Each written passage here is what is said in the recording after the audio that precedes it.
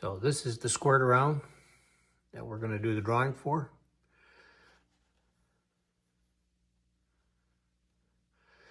As you can see, it's offsetting to the right.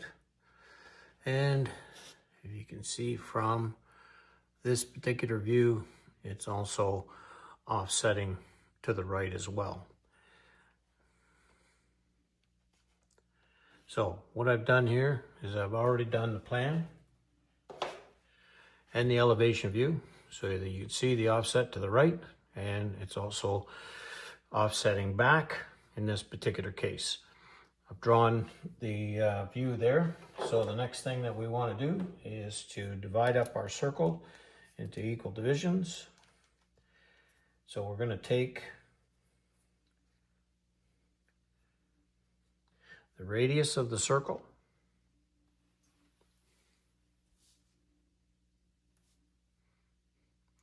and from those quarter points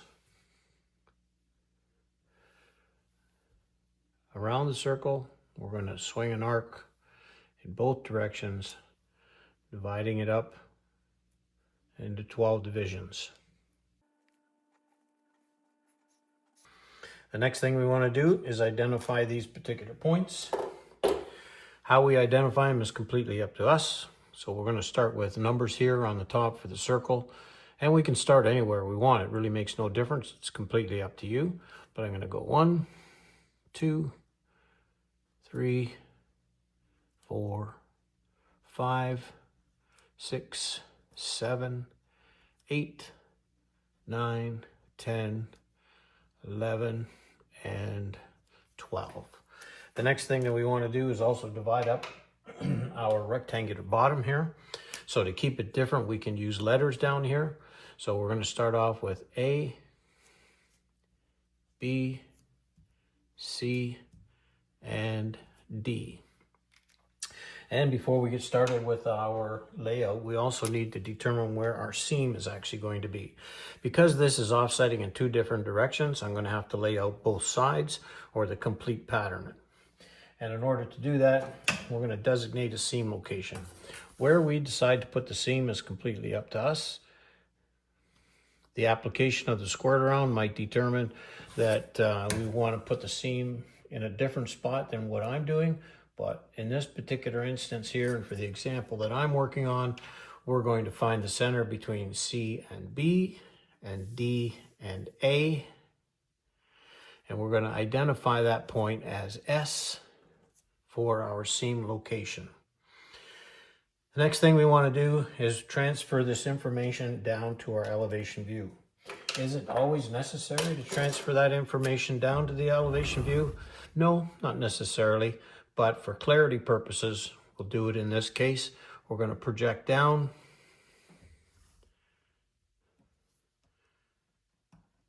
from our points from our circle. This certainly helps when we start to get into doing some shortcut methods for doing these styles of fittings, which we're also going to take a look at. Once I have that, I can transfer down the numbers. So I know that that's 1. This is 2 and 12. 3 and 11, 4 and 10, 5 and 9, 6 and 8, and 7. The other thing we can do at this point, and again, it's not necessary in this particular case, but it will help us maybe with future ones that we're working on with shortcut methods. Because this is representing the back side of my fitting, when I flip it up and look at it, I can also circle these numbers to designate that they are on the back side of the fitting. Again, is it necessary for this particular squared round? Nope. But when we move on to other ones, identifying those back points might become an advantage to do so. And we're going to also transfer down our letters. So we know that this is going to be B, S, and C. And we know that this is going to be A, S, and D. Once we have these points identified, now we can start with our layout. We know where our seam location is going to be, so we can start and work on this particular fitting. Triangulation follows two basic rules. We need two known points to find a third. And we take the foreshortened length from the plan and triangulate it over the vertical rise in elevation. So let's take a look at how we use these particular rules. I'm going to start off here, first of all, with the back side of this squared round, which means that I'm going to start off with C and D. So over here someplace, we're going to start off with a line that represents the length from C to D, which in my case is 6 inches. So I can measure that line, of course, and place it over here. And that's going to give us C and D. Now, the other thing that we have to take into consideration here is we want to develop the pattern to the inside. We want to keep our layout lines on the inside so that they're not exposed on the exterior of the fitting. So the best way to do that is if you're standing inside this fitting, looking in this particular direction, I see that C is on my left and D is on my right. So that's the way we're going to start. C and D. Oops. And D. Pardon me. A little messy. So that's rule number one. Two knowns to find a third unknown. Now our third unknown in this particular case is going to be 4. The other thing to remember about squared rounds is that the corner of the squared round or rectangle handles its quarter of the circle. The corner handles its quarter of the circle. Corner handles its quarter and its quarter. So C, we use C to find 1, 2, 3, and 4, and D to find 7, 6, 5, and 4. So in order to find our third point, the only point that is shared between C and D is 4. So that means that we are going to go from C to 4 and D to 4. So there are our two knowns to find our third unknown. Rule number 2, we take the foreshortened length from the plan and we triangulate it against the vertical rise of the fitting. Now in this particular case, the vertical rise of the fitting is represented here in my elevation view right here. So we can project it across. And what we're developing here is a right angle triangle to work off of. So this represents the vertical rise. And there is our right angle triangle that we're going to be working off of. So rule number 2. We take the foreshortened length from the plan. So we're going to pick the one that we want here, which is C4. We're going to place it on the right angle triangle. I'm going to identify it as C to find 4. And then over that vertical rise, we're going to develop it as a true length.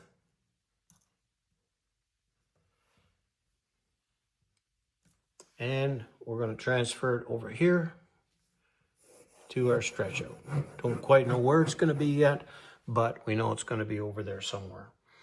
Now our other known point, which is D, so we're going to take the foreshortened length of D4. We're going to place it on the right angle triangle. We're going to identify it as D4. And we're going to triangulate to find that true length. And then we're going to go from D and describe an arc. Where those 2 points intersect is going to give me point 4. Now, whether I choose to go to the right or the left at this particular point makes no difference. I can work off of C because now I've got 2 known points in order to find the next one. For example, if I choose to go from C to 3, going back to rule number 1, 2 knowns to find our third. We have C, I have 4, and now we're going to go and find 3. So I take the foreshortened length of C3. I place it on the right angle triangle. I'm going to identify it as C to find 3. And then we're going to triangulate over that distance to find its true length.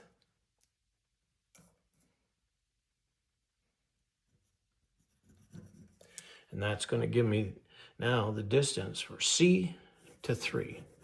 So we're going to take that and scribe the arc.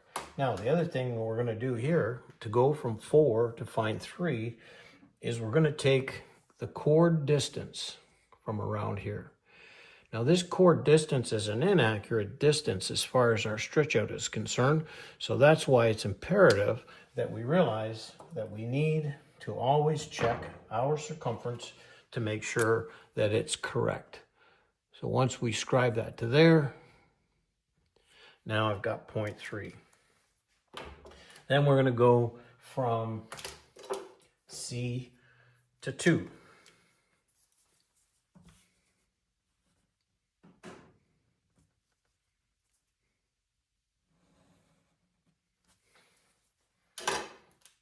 And we follow rule number 2. Take the foreshortened length from the plan, place it on the right angle triangle. We're going to identify it as C2.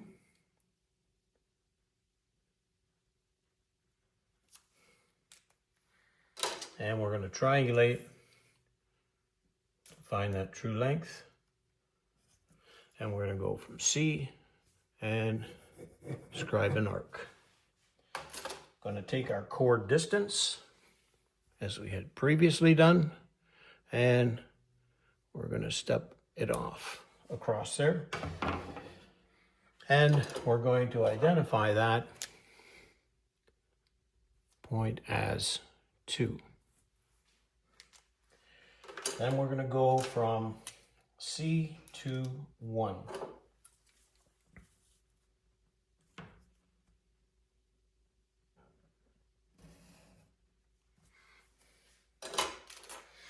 We're going to take the foreshortened length. We're going to place it on the right angle triangle. We're going to identify it as C1. And we're going to triangulate to find its true length over that vertical rise. And now we're going to scribe that arc from C up here to find 1. I'm going to take the chord distance and step it off. And that's going to give us 1.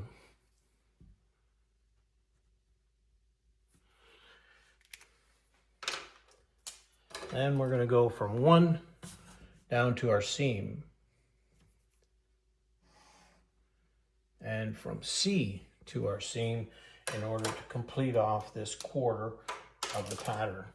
So I'm going to start off here with C first of all, C to S,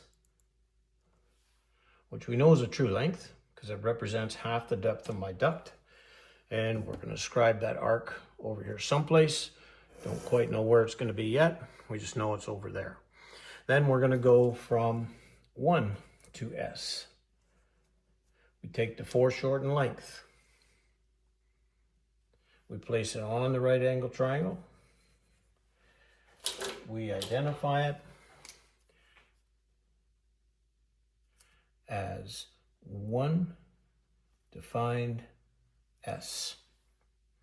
And then we triangulate to find that true length. And we go from 1 and scribe the arc. Where that intersection point is now going to represent S for my seam location.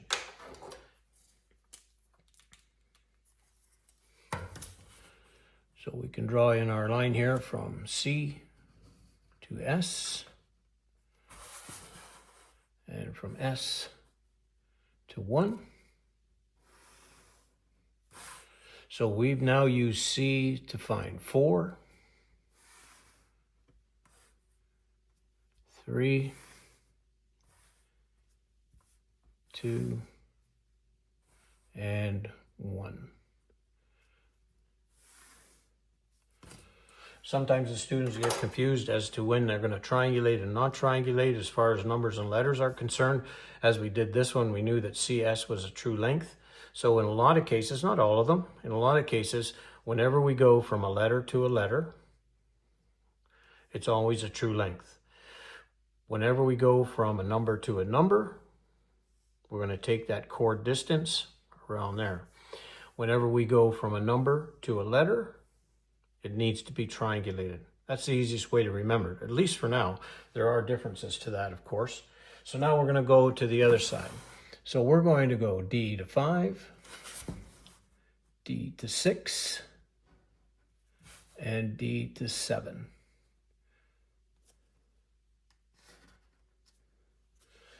And we're going to follow the exact same procedure. So we're going to take the foreshortened length of D to 5, because we already got 4 there. So we're going to take the foreshortened length of D5. I'm going to place it on the right angle triangle. I'm going to identify it as D5. We're going to find its true length over that vertical rise. And we're going to go from D and scribe the arc. We're going to take the chord distance and step it off. And that is going to give me 5. Then we're going to take the distance from D to 6. So we take the foreshortened length of D6, place it on the right angle triangle. We're going to identify it as D6.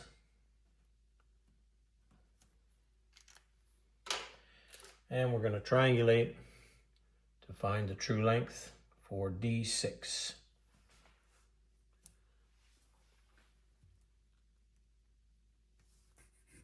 And we're going to scribe our arc. We're going to take our chord distance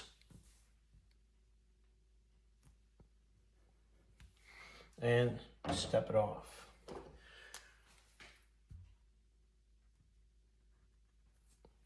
And that's going to give us 6. Then we're going to go from D to 7. So we take the foreshortened length of D7, place it on the right angle triangle. We're going to identify it as D7, and we're going to triangulate to find the true length. And then we're going to go from D and scribe an arc. I'm going to use the chord distance and step it off. And that's going to give us 7. Then from there, we're going to go back to our seam. D to S, 7 to S. So we're going to take and come back to this particular point here. And we're going to go do the same way as we did on the other side. We know that the distance from D to S is a true length. So we're going to scribe the arc. And then we're going to go from 7 to S. So we're going from the top to the bottom, so that's a foreshortened length. So we're going to place it on the right angle triangle. We're going to identify it as 7 to find S. And then we're going to triangulate to find its true length. And we're going to go from 7 and scribe an arc. And that is going to give us S. We can draw in our line.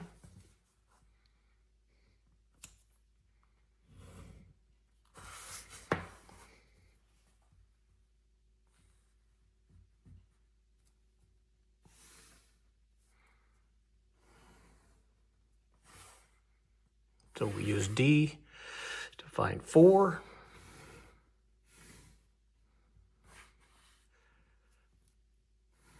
5, 6, and 7.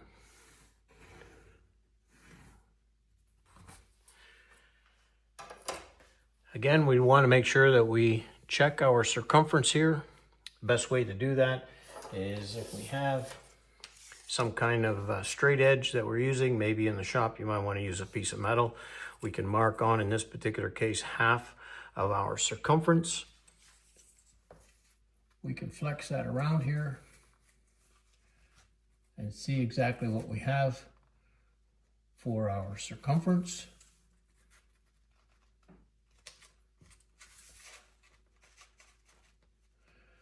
And we would correct it accordingly.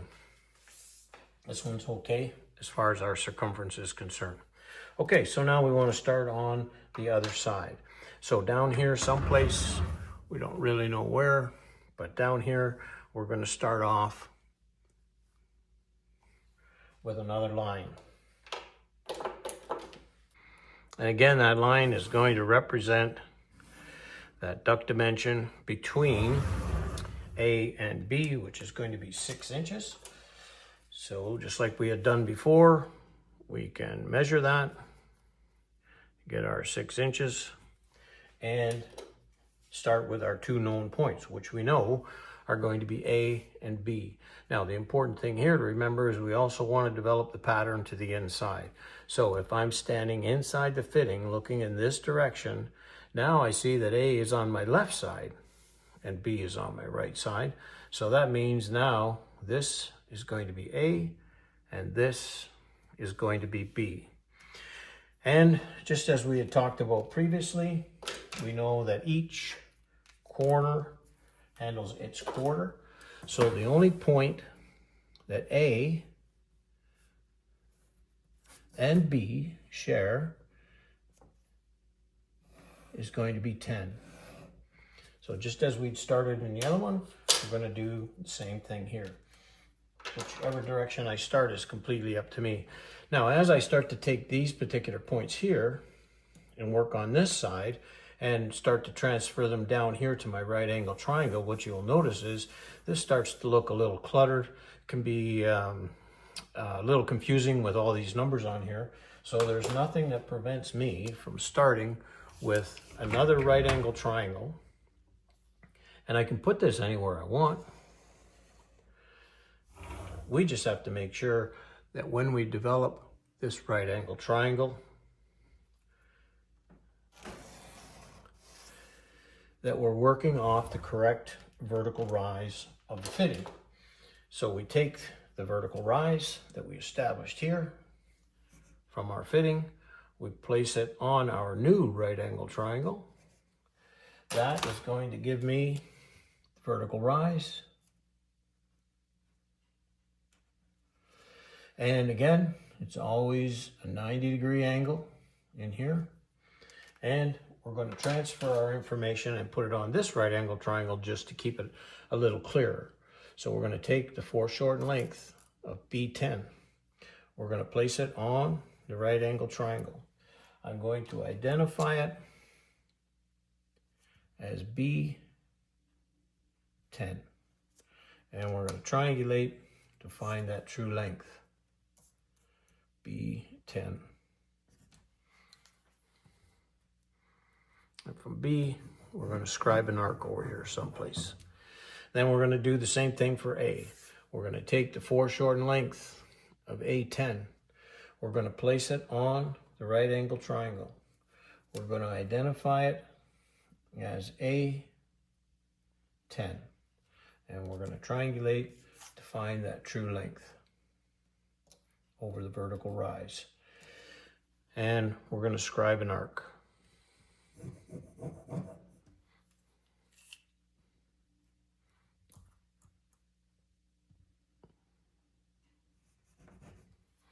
And where that hits is going to give me 10.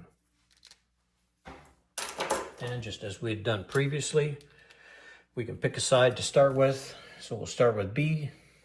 We know that B is going to go to 11, to 12, and 1, and back to the seam. So let's start with that. We're going to take the foreshortened length, B11, place it on the right angle triangle. We're going to identify it as B11.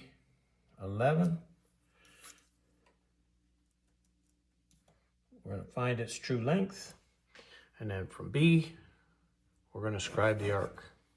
We're going to take the chord distance, and we're going to step it off.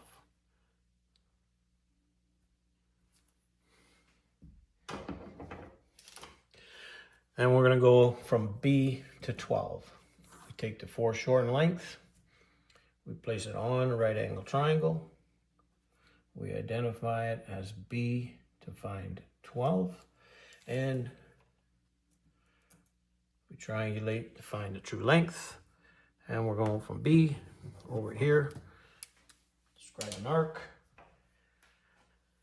and from 11, using the chord distance, you get 12. Then we're going to go from B to 1. We place it on the right angle triangle. We're going to identify it as B to find 1. Identifying the points down here when we're triangulating just makes it easy. If I think I made a mistake and need to go back and correct on one, I can very easily and quickly reference it because I've got that identified on my right angle triangle. So sometimes it makes it easier to do it that way. And that's going to give us 0.1. Then we're going to go back to our seam. So we can take the distance from B to S, which we know is a true length, and we can scribe our arc. And then we're going to take our distance from 1 to S. We're going to place it on the right angle triangle. We're going to identify it as 1 to find S, and we're going to triangulate to find that true length. And we're going to go from 1 and scribe the arc here, and that is going to give me my seam location. So that means then that B to seam location and to 1. So just as we had done in the previous example, B handled its quarter of the circle.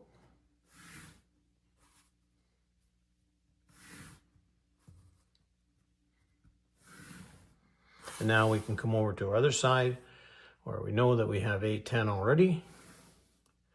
So now we can go from A to 9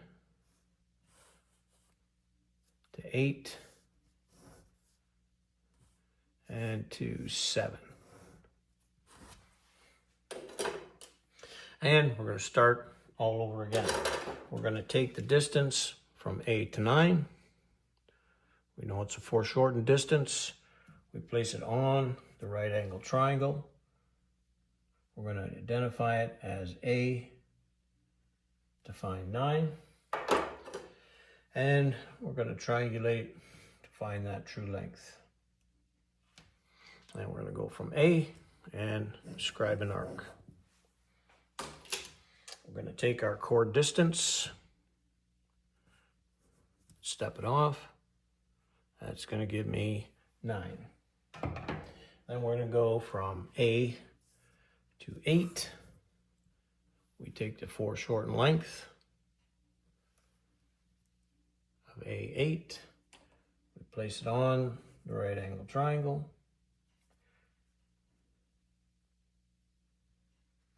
We identify it as A8. We take and triangulate that point.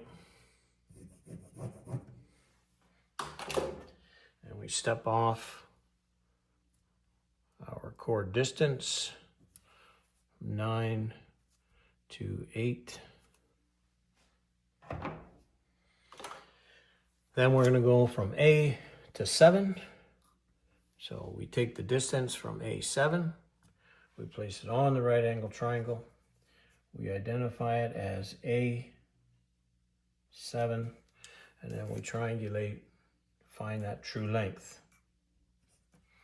And we go from A to 7.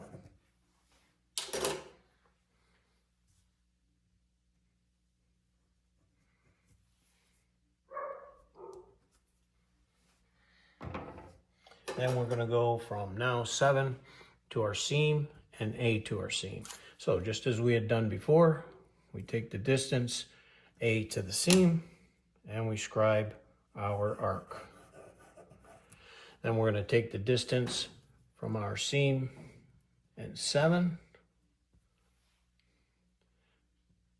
We take the distance 7 to our seam. We're going to identify it as 7 to find S. And then we're going to triangulate to find that true length. And that's going to give me our seam location. And we draw in our lines to finish this off. And we've completed this particular pattern. So again, the most important thing is we'd want to make sure that we check our circumference. That's the key in this particular case. We want to make sure that the circumference is correct. Otherwise, the collar is not going to fit very well. And if it needs to be a full size or large end or a small end, we want to make sure that the circumference is correct. So we would check that circumference to make sure. The other thing that we would do is add whatever allowance we needed here for the bottom.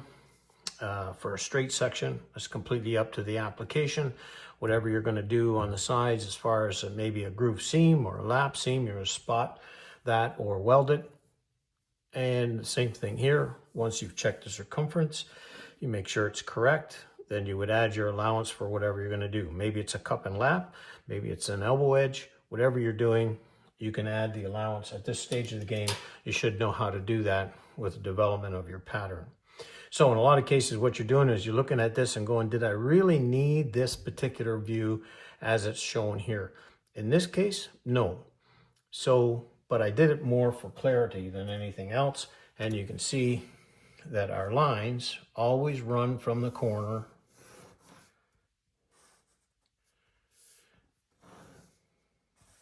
to the quarter points on the squared round.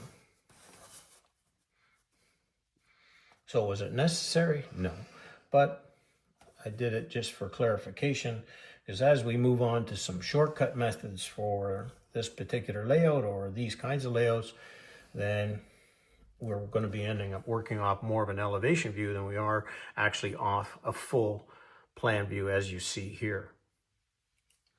This method works on all squared rounds, no matter how much of an offset it has. If it's on center, if it's on center one way, it makes no difference. This method works regardless. And that's it.